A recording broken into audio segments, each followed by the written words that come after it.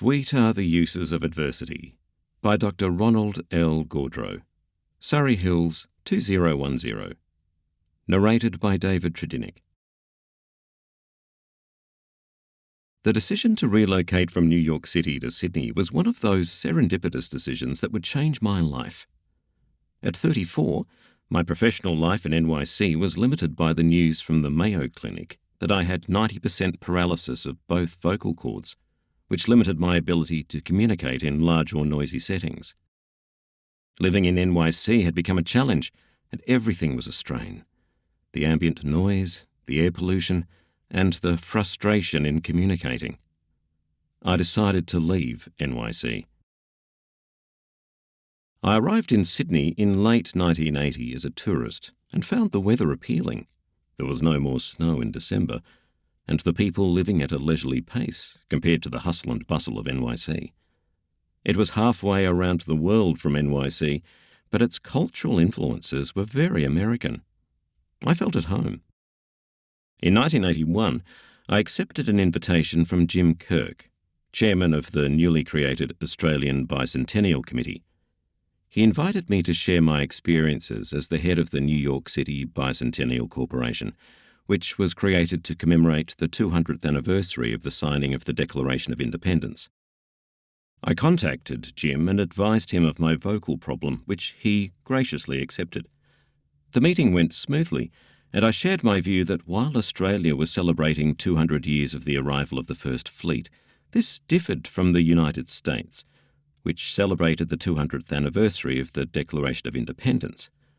In addition, I felt that there were many more social and political problems associated with Australia's celebration than the ones we face in New York City and the United States. My vocal problem was still a concern. While on holiday in Perth, WA, I contracted a viral infection, which left me with no quality at all.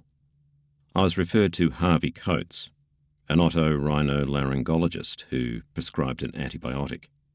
He also recommended Dr. Georgina Green, a speech therapist who he felt might be of some assistance with my underlying vocal problem. He called and she agreed to see me that day. After reviewing my medical history and examining me, she asked if I could whistle, which I could. Now whistle while breathing in. I did. I think that you could produce sound through inspiratory air, breathing in. What words would you like to produce? Perhaps emergency words like stop or help, or social words at a bar like beer or wine, I responded. Try. I did, and what emerged was a loud one-tone stop. She said that the paralysis was permanent. However, with practice, I could learn to speak through inspiratory air. I would be limited to short phrases, since I still had to breathe, and my voice would have no colour, just one tone. I would have to build my vocabulary, learn what letters I could pronounce and those that would be a challenge, and adjust my speech to complement my breathing. My renewed confidence was truly tested when I was introduced to Mr. James Lin, whose Chinese client had invested in a gold mining operation in Queensland. My job was to assess the mine's potential. This seemed like a challenge, and I agreed. I flew by helicopter from Cairns to Ravenswood. Ravenswood was a culture shock to this New Yorker. I arrived wearing a Brooks Brothers suit, and for the next month, I wore hard yakka work boots and clothing. To my surprise, the workers were an odd collection of well-educated individuals who, for one reason or another, had dropped out of their lives in the city to embrace a different lifestyle. The accommodations were Spartan, but adequate.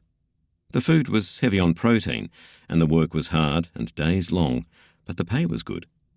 I could communicate with my fellow workers with little or no trouble, although they were amused by my New York accent. I returned to Cairns to await the arrival of my Chinese investors, including the Singapore-based chairman, Mr. Lim. Mr. Lin sent me the requirements for Mr. Lim's stay in Cairns: a penthouse suite with 2 bedrooms and a terrace, a list of food, meetings with local dignitaries, and assorted exotic birds. The penthouse was easy to obtain, and the hotel was given a list of foods. They provided the names of restaurants catering to Mr. Lim's culinary tastes. My local banker prepared a list of local dignitaries and offered to host a cocktail party. However, the exotic birds were a challenge. I rented 12 exotic birds and a large Victorian bird cage through a local pet store. At Mr. Lin's request, I gave him the name of a book about the Palmer River, Rivers of Gold, by Hector Hothouse. He forwarded this to Mr. Lim. Little did I realise that the book reported that the indigenous population in the area were cannibals and ate the Chinese miners. Mr. Lim arrived and was satisfied with the accommodations.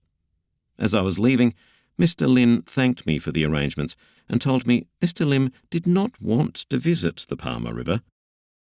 I was surprised to see a bird cage with birds on the terrace. "They are the exotic birds you requested," I replied. He laughed, saying, "Birds in Australia could also mean women." I had to find some exotic birds. The hotel concierge arranged for a driver to take me to the Black Cat. When I explained my requirements to the owner, she said she would arrange for several of her girls to attend the cocktail party. They arrived beautifully dressed and exotic, representing several different ethnic cultures. Mr. Lim was delighted. While sitting at the hotel bar after the cocktail party and dinner, I reflected on my decision to relocate to Australia. In less than 3 years, I travelled halfway across the world to establish a new life, learned a new way of speaking, and developed the confidence to re-establish my professional credentials. The end.